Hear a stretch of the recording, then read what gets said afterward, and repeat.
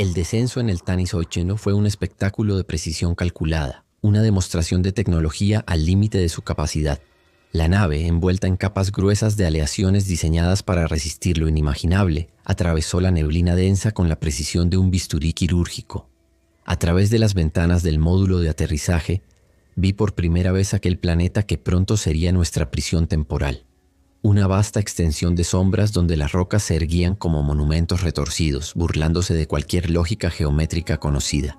Una luz verdosa, difusa e inquietante atravesaba la atmósfera densa, envolviendo el terreno con un velo espectral. A pesar de su tenue brillo, el ambiente era opresivo, impregnado de una quietud que parecía observarnos con una paciencia inquietante.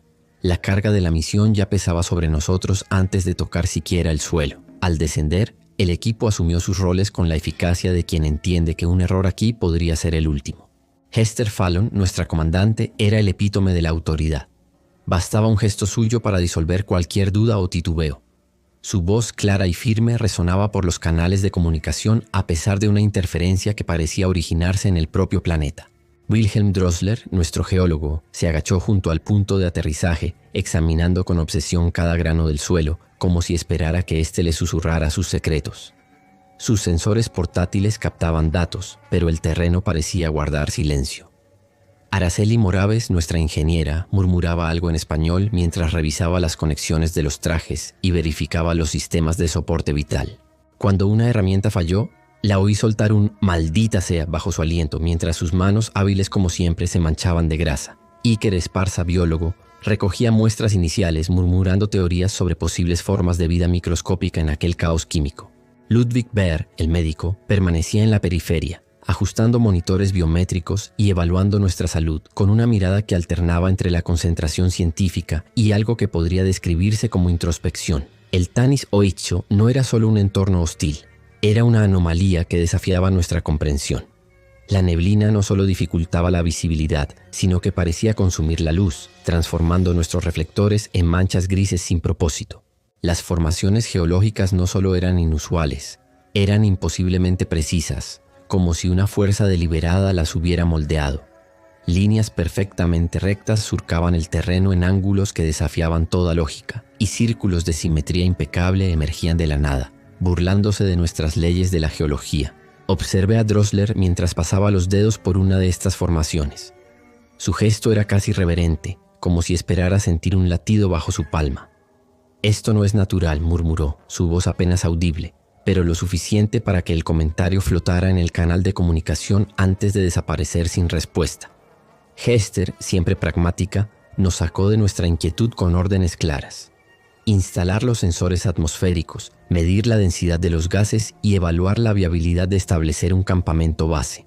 Araceli se movía con la precisión de una máquina, sus herramientas rompiendo el silencio con sonidos secos y agudos. Iker analizaba el polvo que flotaba a nuestro alrededor, un polvo tan ligero que parecía tener voluntad propia.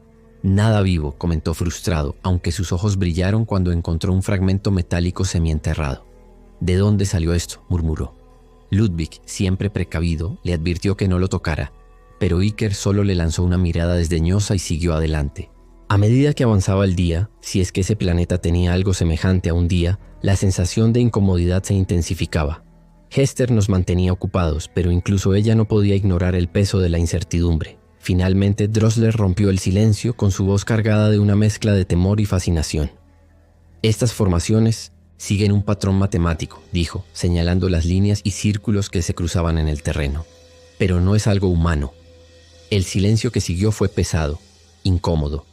Hester, normalmente imperturbable, tardó un momento en responder. «Concéntrese en lo verificable, Drossler. No perdamos tiempo en especulaciones». El fragmento metálico que Iker había encontrado fue olvidado, perdido entre el polvo que parecía moverse de forma deliberada. «Juraría que estaba aquí», murmuró para sí mismo, pero nadie le prestó atención. El aire se llenó de una tensión palpable, rota solo por los ruidos monótonos de los trajes ajustando el oxígeno. Entonces lo escuchamos. Un sonido metálico distante reverberó a través de los comunicadores. Era apenas un susurro, pero imposible de ignorar. «¿Interferencia?», sugirió Araceli, aunque su voz carecía de convicción. Hester, inflexible, no permitió distracciones. «Concéntrense. Tenemos trabajo que hacer». Pero el sonido persistió, resonando como un eco en lo más profundo de nuestra piel. Drossler miró el horizonte cubierto de neblina y cerró los puños, como si intentara contener el peso invisible que nos rodeaba. La noche, si es que podía llamarse así, trajo consigo un frío que calaba hasta los huesos. El campamento base fue levantado en una pequeña elevación que ofrecía una vista parcial del paisaje. Wilhelm, a pesar de ofrecerse como voluntario para la guardia, fue obligado a descansar por órdenes de Hester. Su sueño fue inquieto, y sus murmullos sobre líneas y patrones llenaron el silencio. La misión había dejado de ser solo una cuestión de terraformación. Al día siguiente, el hallazgo de un búnker enterrado alteró nuestras prioridades. Hester lo observó con una mezcla de interés analítico y una incomodidad que no lograba disimular. «Esto no es prioritario», declaró, con la autoridad de quien lidera. Sin embargo, Araceli, siempre curiosa, ya había encontrado un panel incrustado en la estructura, algo que parecía una consola rudimentaria. «Tiene energía residual», comentó, con los dedos explorando las inscripciones en la superficie. «Moraves, deja eso», ordenó Hester, pero el tono de urgencia llegó demasiado tarde. Araceli presionó algo, una secuencia lógica que parecía activarse bajo su tacto. Un sonido metálico resonó en el aire, y la pared frente a nosotros se movió, revelando un pasaje oscuro. La tensión era palpable. Las luces de los cascos convergieron hacia el interior de la abertura, pero las sombras parecían absorber más de lo que devolvían. Hester no vaciló. Su voz resonó con autoridad, con precaución. «Araceli, retaguardia, Drossler, análisis en tiempo real. Los demás sigan el protocolo». Wilhelm estaba dividido. La emoción de explorar algo desconocido luchaba contra el evidente desasosiego que lo invadía. Iker, por su parte, permanecía inmóvil, mirando la entrada como si ésta pudiera moverse en cualquier momento. Ludwig, siempre observador, no decía nada, pero sus ojos escudriñaban cada rincón, captando señales que los demás no alcanzaban a percibir. La sensación era innegable. Ese lugar no estaba desierto. Estaba esperando. Al adentrarse en el búnker, la atmósfera cambió. La sala central era vasta, simétrica, desprovista de detalles innecesarios, salvo un panel de control en el centro que parecía observarlos con su intermitente parpadeo.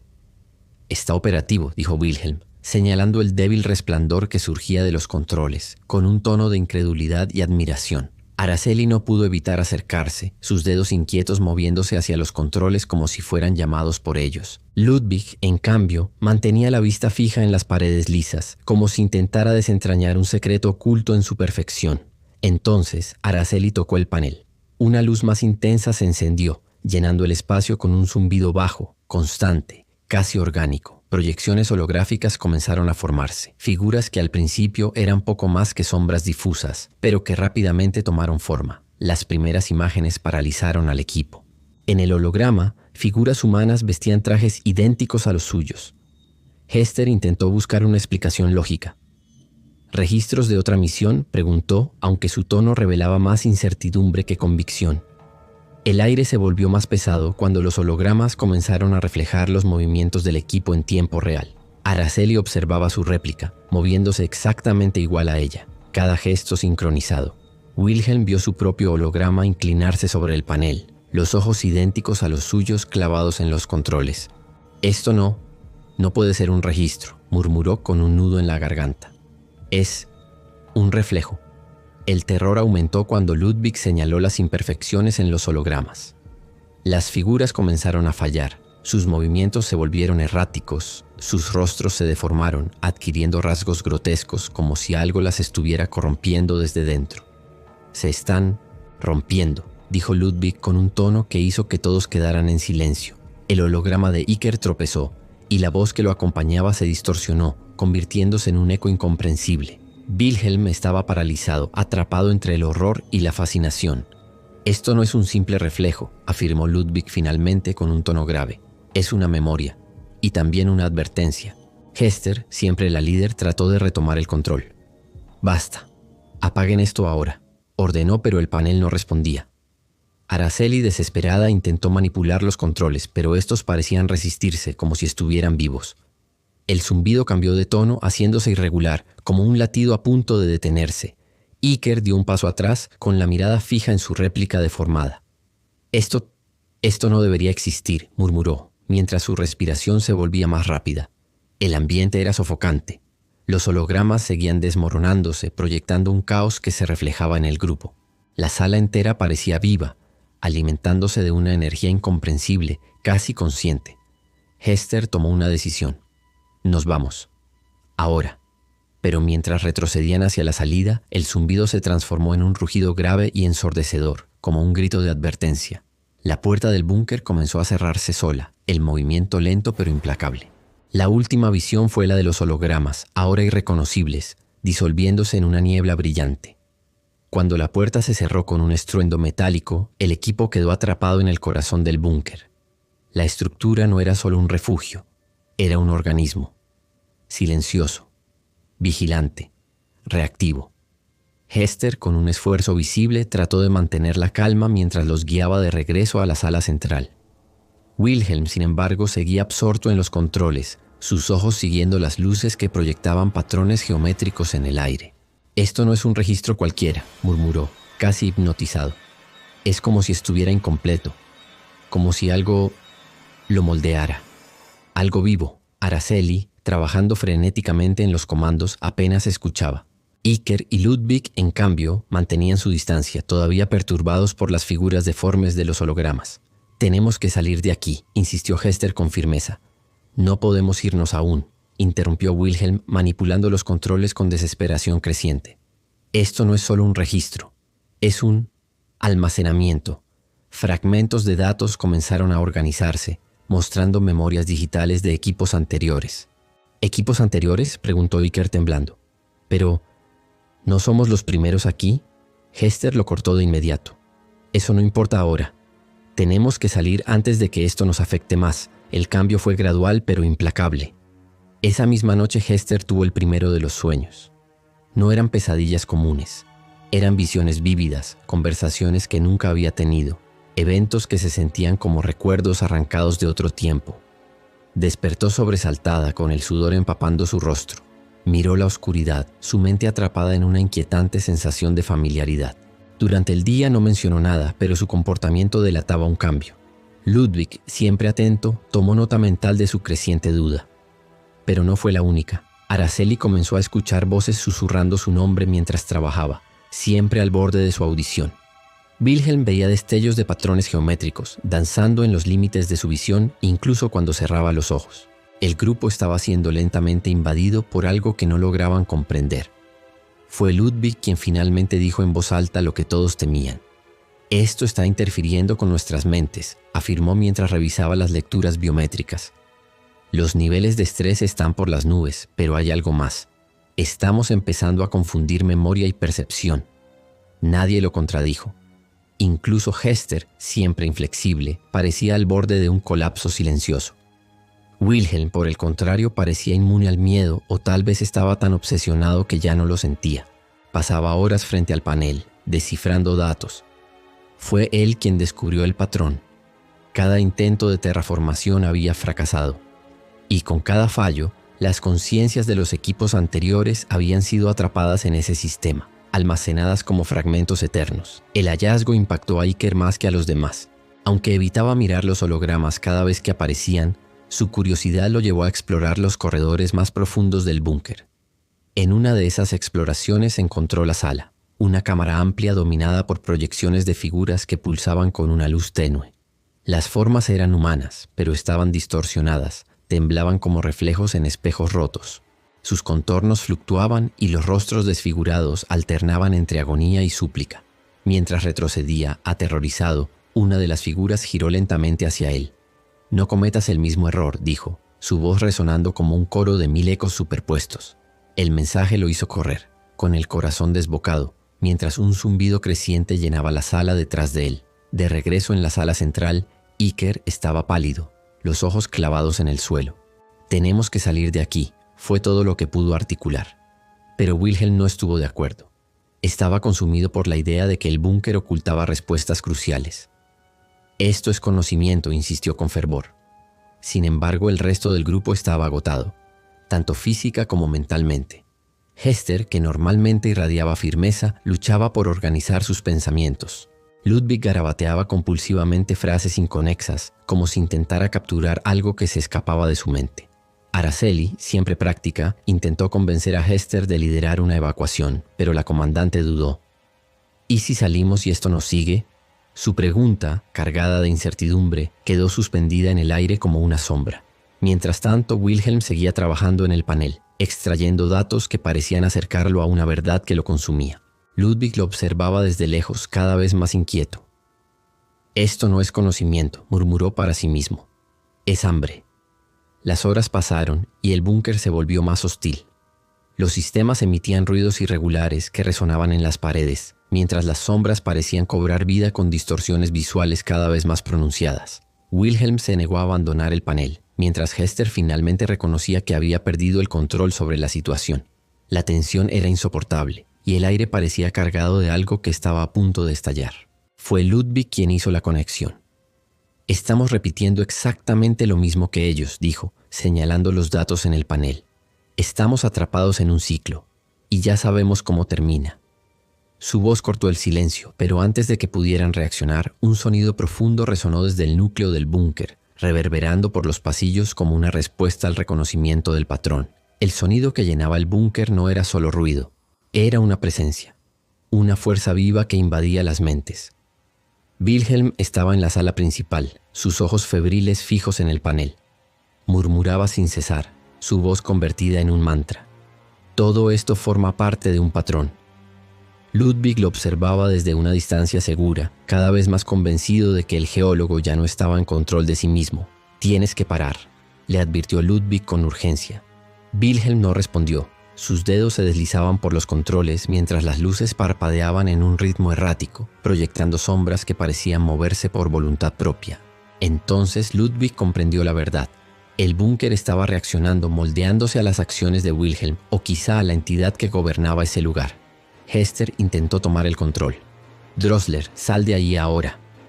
Su voz, normalmente firme, temblaba, erosionada por el caos que los rodeaba.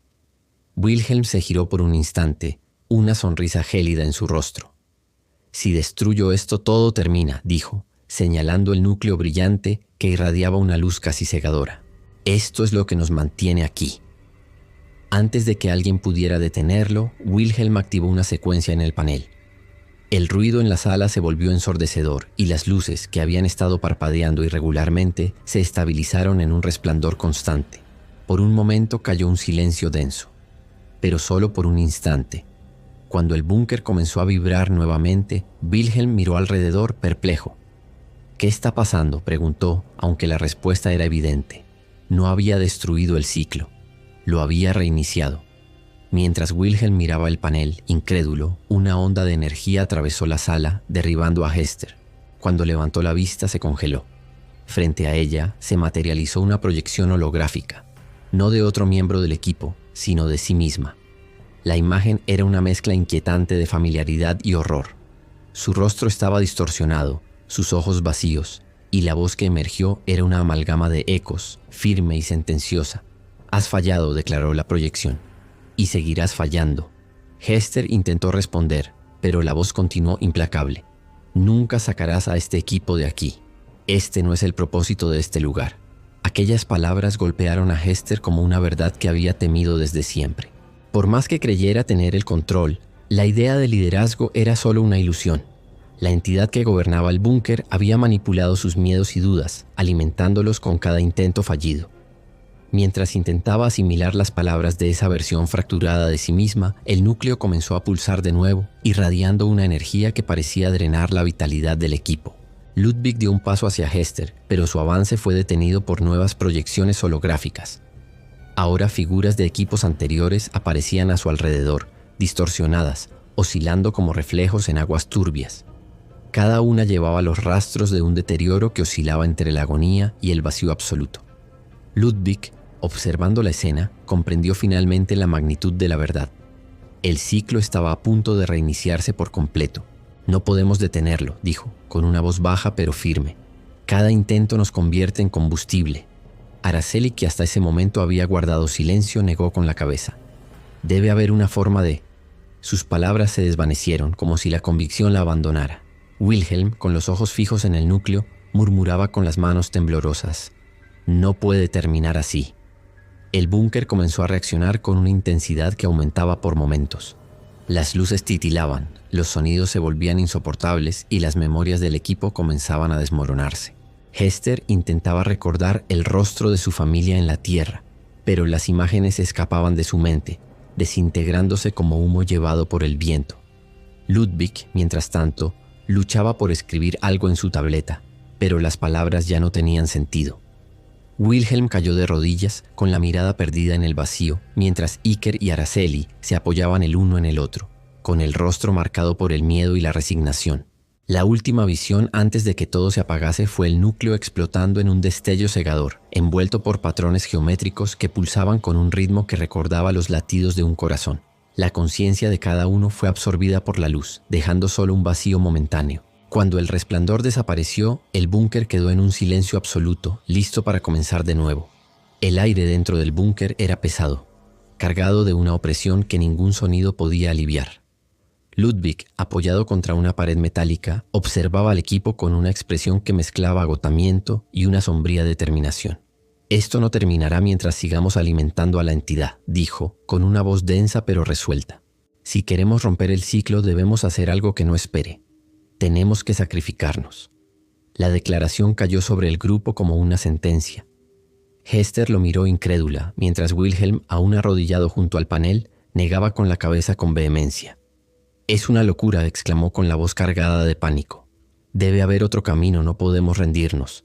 Araceli apartó la mirada, sus dedos apretando con fuerza sus muñecas, como si intentara contener algo que amenazaba con desbordarla. «¿Y si tiene razón?», murmuró, su voz apenas audible. Iker, agotado, balbuceó algo incomprensible antes de dejarse caer al suelo abatido. «La entidad nos necesita aquí porque dependemos de ella. Mientras sigamos jugando su juego, estaremos atrapados», insistió Ludwig con los ojos clavados en Hester, buscando un apoyo que sabía que no llegaría fácilmente. La comandante dudó. Su confianza rota hasta los cimientos hacía que cualquier decisión fuera un peso insoportable. «Incluso si funciona», dijo al fin, «no hay garantías de que podamos detener el ciclo. Podríamos desaparecer y que nada cambie». Mientras el grupo debatía, las luces del búnker comenzaron a parpadear en un ritmo irregular, como un tambor distante que crecía lentamente.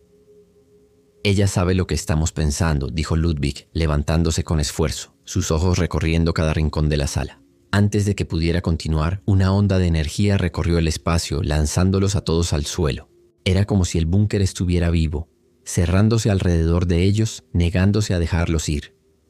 Wilhelm gritó encorvado mientras intentaba ponerse de pie, el rostro torcido por la angustia. Las proyecciones holográficas reaparecieron, más vívidas y numerosas que nunca. Cada miembro del equipo enfrentó versiones distorsionadas de sí mismos, reflejos que imitaban gestos que nunca habían hecho, pero que llevaban una inquietante sensación de familiaridad, como recuerdos que habían sido arrancados y deformados. El núcleo, ahora completamente controlado por la entidad, brillaba con una luz tan intensa que parecía consumir todo a su alrededor. Los hologramas llenaban el espacio, bloqueando cualquier posible salida. Ludwig intentó avanzar, pero una versión holográfica de él mismo lo detuvo. Los ojos de la figura eran vacíos y helados, como si toda humanidad hubiera sido arrancada. «Ya lo intentaste antes», dijo la proyección con una voz monótona y cargada de fatalismo. «Y siempre fallaste». Araceli rompió en sollozos mientras los murmullos de las proyecciones alrededor de ella se unían en un coro unísono, amplificando sus miedos más profundos. Wilhelm permanecía inmóvil, hipnotizado por el núcleo, mientras Hester luchaba contra una fuerza invisible que parecía sujetarla al suelo, sofocando su voluntad. En el momento final, el búnker inició el proceso de reinicio. Las luces se apagaron y el sonido pulsante se redujo a un murmullo bajo y constante. Las proyecciones comenzaron a desaparecer, disolviéndose como niebla bajo la luz del sol. Cada uno sintió como sus recuerdos eran arrancados, fragmentos de su ser que se desvanecían. Hester intentó gritar, pero el sonido fue tragado por el silencio del búnker. Lo último que experimentaron fue el brillo del núcleo, seguido por una oscuridad absoluta. Desde la distancia, el Tanis Oitas apareció en el horizonte, rodeado por la misma neblina tóxica que lo ocultaba desde el principio. La nave del equipo descendía lentamente hacia el suelo, replicando con precisión inquietante los mismos movimientos y diálogos que ya habían ocurrido. Pero algo bajo la superficie seguía observándolos. Fragmentos de sus conciencias permanecían atrapados dentro del búnker, testigos impotentes de cada repetición. La entidad, ahora más fuerte que nunca, esperaba, paciente y constante, mientras la ilusión de la elección perpetuaba su propósito eterno y oscuro.